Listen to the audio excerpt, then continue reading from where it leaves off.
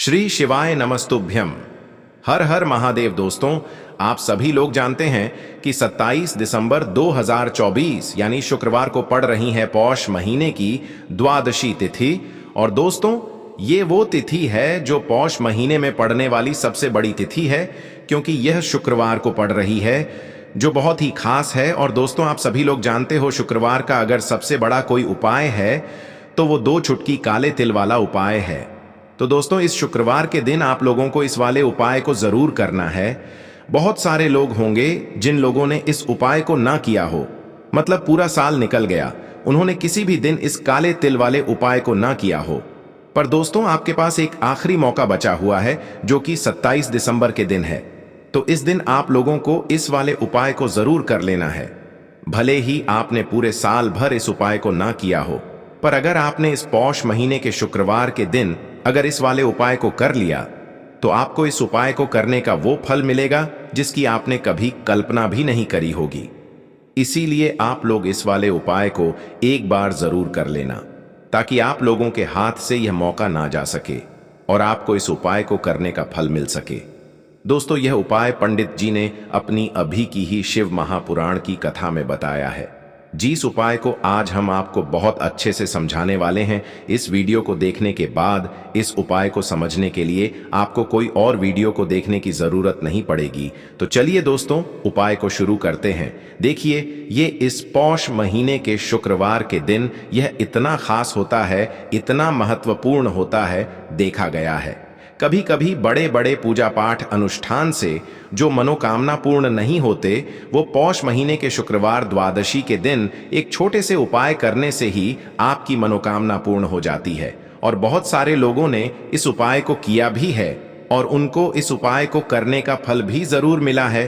अगर आप लोग भी इस उपाय को करना चाहते हैं, तो आप इस उपाय को पहले अच्छे से समझ लेना, सुन लेना, उसके बाद करना। आपको इस उपाय का फल जरूर मिलेगा। और इस उपाय को कर लेने से आपके घर में चाहे किसी भी प्रकार की दुख और समस्या क्यों ना चल रही हो, आपको उसका कारण भी नहीं पता है कि भाई यह समस्या किस कारण से चल रही है, उसका कुछ भी कारण हो सकता है। जैसे पितृदोष हो सकता है या किसी भी तरह का मंगल दोष भी हो सकता है। तो इस दिन आप लोगों को यह वाला उपाय कर लेना है। यह एक ऐसा उपाय है जिस उपाय को अगर किसी विशेष दिन पर किया जाए, तो भाई उस विशेष दिन का जो है वह तो हमें मिलता ही मिलता है।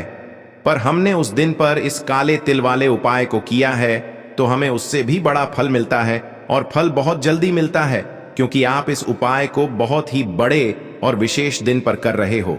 तो चलिए अब उपाय के बारे में बात करते हैं, लेकिन उससे पहले आप लोगों को यह जानना आवश्यक है कि आखिर यह उपाय किस समय करना है, किसको करना है और कैसे करना है। तो चलिए हम आगे आपको वीडियो में एक एक करके बता देते हैं। लेकिन उससे पहले अगर आप लोग हमारे चैनल पर नए हैं, तो हमारे चैनल को सब्सक्राइब कर लेना और इस वीडियो को लाइक करके कमेंट बॉक्स में श्री शिवाय नमस्तुभ्यम, ओम नम शिवाय जरूर टाइप कर देना। तो दोस्तों, इस 2 चुटकी काले तिल वाले उपाय को हमें इस शुक्रवार के दिन कैसे करना है, किसको करना है, किस समय करना है और कहां पर करना है, ये सारे सवालों के जवाब आपको इस वीडियो में मिल जाएंगे।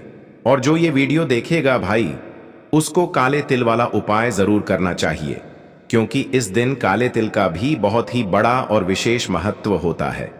और जब बात आ जाए 2 चुटकी काले तिल की, तो ये सोने पे सुहागा वाली बात हो जाती है, और ये एक बहुत ही बड़ा उपाय हो जाता है इस शुक्रवार द्वादशी तिथि का। तो अब दोस्तों, इस काले वाले तिल उपाय को आखिर करना किसको है, सबसे पहले हम लोग वो बात जान लेते हैं। तो देखो, घर की जो बड़ी माताएं बहनें होती हैं, उन माताओं बहनों में से कोई भी एक बड़ी माता बहन इस वाले उपाय को कर सकती है। और दोस्तों, अगर आप चाहें तो अपने घर में से सभी सदस्यों को भी इस उपाय को करवा सकते हैं। अगर किसी व्यक्ति की खुद की कोई मनोकामना है, खुद की कोई दुख और परेशानी है, जो कि वह अपने लिए ही करना चाहता है इस वाले उपाय को, तो वह खुद अपने लिए भी कर सकता है। बाकी अगर कोई घर में से ऐसा है जो कि अपने पूरे घर परिवार की सुख और शांति के लिए ये वाला उपाय करना चाहता है, तो भाई वह भी कर सकता है। उसमें भी कोई दिक्कत वाली बात नहीं है। कहने का मतलब ये है कि इस उपाय को हर एक सदस्य भी कर सकता है, और पूरे घर परिवार के सदस्य के लिए घर की बड़ी माताओं बहनों में से कोई एक माता बहन भी कर सकती है। माताएं बहनें अगर घर में उपस्थित न हो या वो यह वाला उपाय न कर पा रही हो तो फिर घर का कोई बड़ा सदस्य भी इस काले तिल वाले उपाय को कर सकता है, चाहे फिर वह पुरुष ही क्यों ना हो। उसमें कोई भी दिक्कत वाली बात नहीं है। अब दोस्तों, इस एक चुटकी काले तिल वाले उपाय को हमें करना कहां पर है? इसे हमें तुलसी के क्यारे के पास में जाकर करना है।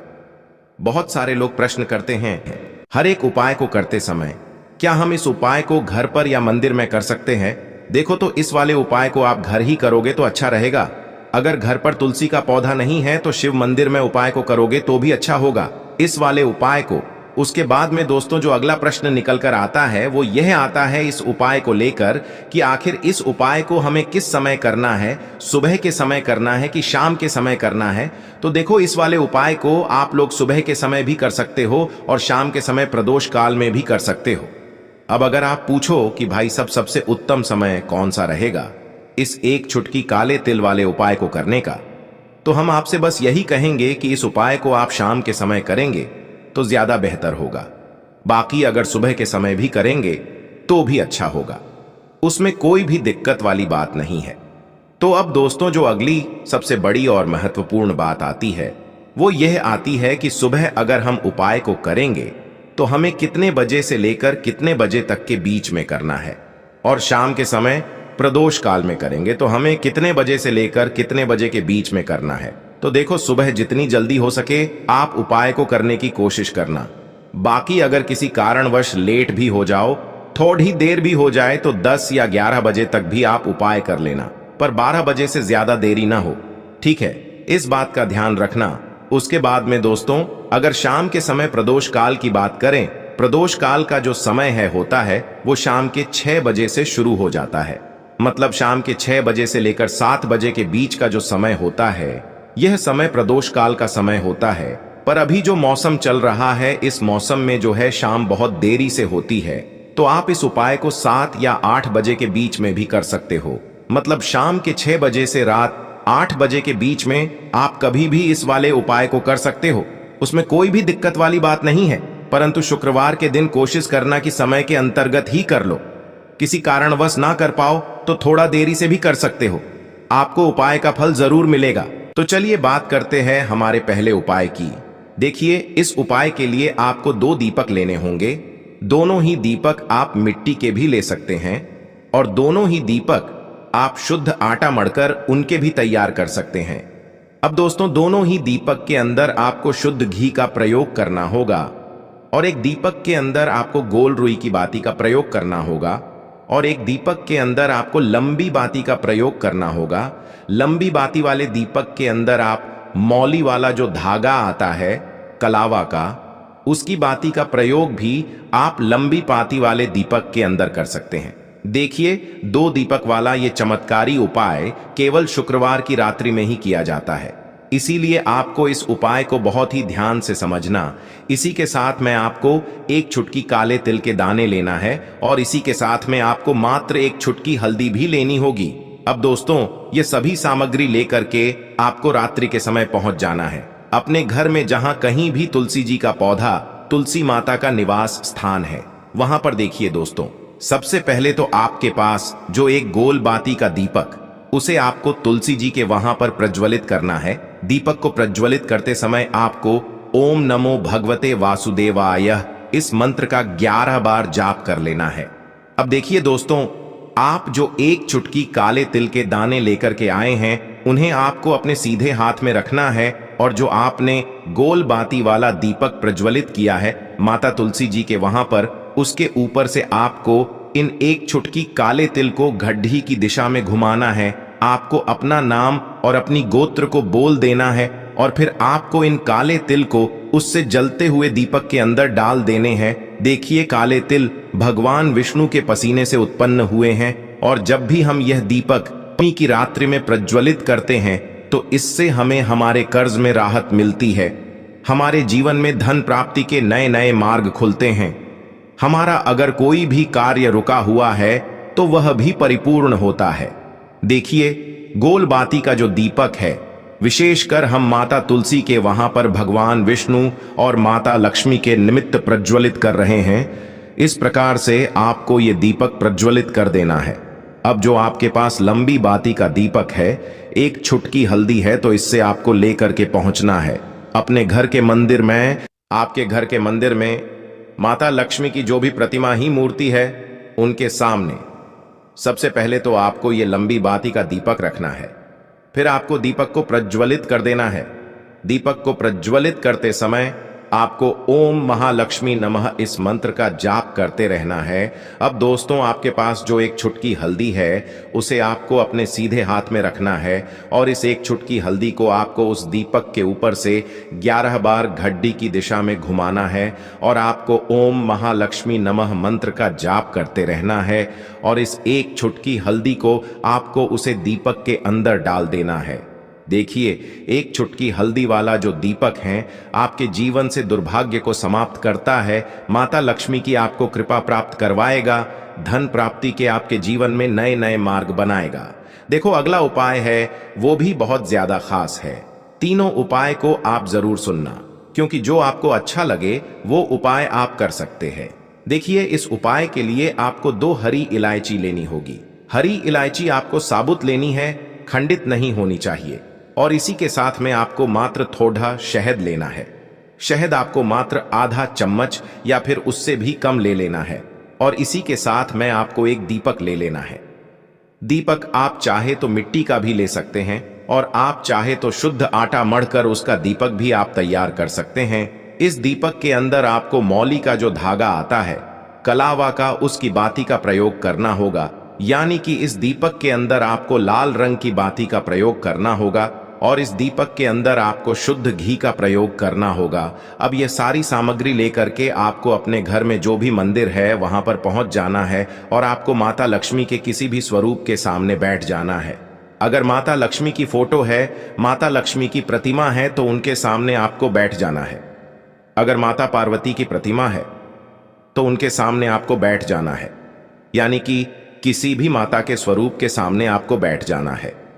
अब देखिए, सबसे पहले तो आपको माता रानी के सामने थोड़ी सी चावल की ढेरी बना देनी है। यानी कि थोड़ी सी अक्षत के दाने आपको माता रानी के सामने रखना है। उसके बाद आप जो एक दीपक लेकर के गए हैं, उस दीपक को आपको उन्हीं चावल के दानों के ऊपर रख देना है और फिर इस दीपक को आपको माता रानी के सामने प्रज्वलित कर देना है। देखें, इस दीपक को प्रज्वलित करते समय आपको ओम महालक्ष्मी नमः इस मंत्र का लगातार जाप करते रहना है। दीपक को प्रज्वलित करने के बाद आप जो 2 हरी इलायची लेकर के गए हैं, उसमें से एक हरी इलायची को तो आपको उसी दीपक के अंदर डाल देनी है और वहीं पर आपको कम से कम 21 बार ओम महालक्ष्मी नमः इस मंत्र का जाप कर लेना है। अब आपके पास जो शहद है और एक हरी इलायची है, उसे सीधे आपको लेकर के पहुंच जाना है। भगवान शिव के मंदिर में पूज्य गुरु जी ने बताया है कि यह उपाय आपको सिर्फ और सिर्फ शाम के समय ही करना होगा। शाम को जब भी सूर्यास्त का समय होता है तो उस समय आपको यह उपाय करना है। लेकिन सबसे पहले तो आपके पास जो एक हरी इलायची है, उसे आपको उस शहद के अंदर अच्छे से डुबो देना है। यानी कि शहद का लेपन उसे हरी इलायची के ऊपर चारों तरफ आपको कर देना है। अब यह जो शहद से युक्त हरी इलायची है, इससे आपको भगवान शिव के शिवलिंग पर अर्पित कर देनी है और आपको वो श्री शिवाय नमस्तुभ्यम इस मंत्र का लगातार जाप करते रहना है। फिर इसके बाद आपको एक लोटा जल भी अपने साथ लेकर के जाना। तो यह एक लोटा जल भी आपको धीरे धीरे शिवलिंग पर समर्पित कर देना है और आपको श्री शिवाय नमस्तुभ्यम इस मंत्र का जाप करते रहना है। फिर इसके बाद आपको अपने घर आ जाना है। इस प्रकार से आपको ये उपाय कर लेना है। तो चलिए दोस्तों, जान लेते हैं गुरुजी द्वारा बताए गए दूसरे उपाय के बारे में। देखिए, इस उपाय के लिए आपको लेना है 11 चावल के दाने। गुरुजी ने कहा है चावल के दाने खंडित नहीं लेने हैं, बिल्कुल साबुत होने चाहिए। उसके साथ में आपको लेना है एक बेलपत्र। बेलपत्र का भी एक नियम है, अगर आपके पास बेलपत्र नहीं है तो आप शिवलिंग से उठाकर उसको पुनः शुद्ध जल से धोकर इस्तेमाल कर सकते हैं। इस प्रकार आपको बेलपत्र लेना है। इसके बाद आपको एक लोटा जल लेना है। अब ये सब सामग्री लेकर आपको जाना है महादेव के मंदिर में। देखो, अब आपको उत्तर साइड में खड़े हो जाना है और सबसे पहले आपको एक बेलपत्र अपने हाथ पर और 11 चावल दाने रखकर शिवलिंग के ऊपर अपना नाम और गोत्र बोलते हुए समर्पित कर देना है और ओम नमः शिवाय श्री शिवाय नमस्तुभ्यं का लगातार जाप करना है। अब आपको जो एक लोटा जल साथ में लेकर आए थे उसे धीरे धीरे बेलपत्र और चावल दाने के ठीक ऊपर आपको समर्पित करते जाना है और शिव पुराण के मूल मंत्र श्री शिवाय नमस्तुभ्यं का 11 बार जाप करना है और अपनी मनोकामना बोलते जाना है। देखो, बस छोटा सा उपाय करना है, देखना एक दिन आपके सब काम बनने लग जाएंगे। गुरुजी का बहुत ही विशेष उपाय है। चलते हैं तीसरे उपाय की तरफ। देखिए, इस उपाय के लिए आपको एक तांबे के पात्र के अंदर सबसे पहले अपने घर से शुद्ध जल लेना है। फिर इसी के साथ में आपको मात्र थोड़ा सा शहद लेना होगा। शहद आपको आधा चम्मच या फिर उससे भी कम लेना है और इसी के साथ मैं आपको एक प्यारी सी बेलपत्र ले लेनी है। बेलपत्र यदि आपको नहीं मिल पाती है तो भगवान शिव के शिवलिंग पर चढ़ी हुई बेलपत्रों को आप पुण्य शुद्ध जल से धोकर के उपयोग कर सकते हैं और बेलपत्र जो है वह कहीं से भी कटी फटी खंडित नहीं होनी चाहिए। अब ये तीनों सामग्री लेकर के सीधे आपको पहुंच जाना होगा भगवान शिव के मंदिर में। ये उपाय सुबह से लेकर के शाम तक किसी भी समय कर सकते हैं। देखिए, सबसे पहले तो आपके पास जो शहद है उससे आपको अपने सीधे हाथ की छींटी उंगली के जो पास वाली उंगली होती है अनामिका उंगली, उसमें थोड़ा सा शहद आपको लेना है और इससे फिर आपको शिवलिंग पर जहां माता सुंदरी का स्थान होता है वहां पर आपको ओम का निर्माण करना है। लेकिन जलाधारी के बिल्कुल बीच में जो स्थान होता है उससे माता अशोक सुंदरी का स्थान कहते हैं और इसी स्थान पर आपको शहद से ओम का निर्माण करना है। अब दोस्तों, आपके पास जो एक बेलपत्र है उससे आपको अपने सीधे हाथ की हथेली पर रखना है और महादेव से आपको अपनी वह विशेष मनोकामना, आपके जीवन में जो भी संकट चल रहे हैं, जो भी समस्याएं चल रही हैं, जो भी जीवन में दुर्भाग्य बना हुआ है, आप अपने किसी भी कार्य में सफल नहीं हो पा रहे हैं, तो जिस भी प्रकार की आपकी समस्या है उसे दूर करने के लिए आपको महादेव से प्रार्थना कर लेनी है। और फिर यह जो एक बेलपत्र है इससे आपको शिवलिंग पर माता अशोक सुंदरी वाले स्थान पर समर्पित कर देनी है। देखिए, जहां पर आपने ओम का निर्माण किया है उसी के ऊपर आपको ये बेलपत्र भी समर्पित कर देनी है। देखिए, बेलपत्र की चिकनी साइड का हिस्सा शिवलिंग से स्पर्श होगा और इसकी जो डंडी है वो आपको जलाधारी की ओर रखनी है। पत्ती वाला भाग शिवलिंग की तरफ रहेगा। इसी प्रकार से आपको यह बेलपत्र समर्पित कर देनी है। अब दोस्तों, आपके पास जो एक जल का पात्र है उसमें से थोड़ा सा जल तो आपको बेलपत्र की जो आगे वाली पत्ती है उस पर आपको समर्पित करना है और आपको श्री शिवाय नमस्तुभ्यं इस मंत्र का जाप कर लेना है। फिर उस पात्र के अंदर जो जल बचेगा उसे पूरा आपको भगवान शिव के शिवलिंग पर धीरे धीरे समर्पित करते जाना है और लगातार आपको शिव महापुराण के मूल मंत्र श्री शिवाय नमस्तुभ्यं इस मंत्र का जाप करते रहना है।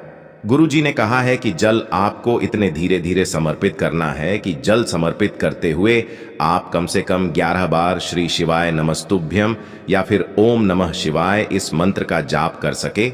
फिर इसके बाद वापस आपको अपने घर आ जाना है।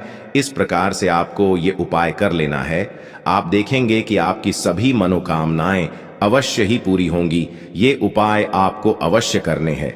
इस वीडियो में हमने आपको 3 से 4 महा उपाय आपको बताए हैं जो आपको शुक्रवार के दिन करने हैं। अगर आपके मन में उपाय से जुड़ा कोई भी सवाल है तो हमें कमेंट बॉक्स में पूछ सकते हैं। उपाय करते समय कोई भी गलती नहीं करनी है। अगर आपको हमारी वीडियो पसंद आए तो हमारे इस चैनल को सब्सक्राइब जरूर करें। हर हर महादेव। ओम नमः शिवाय। श्री शिवाय नमस्तुभ्यं।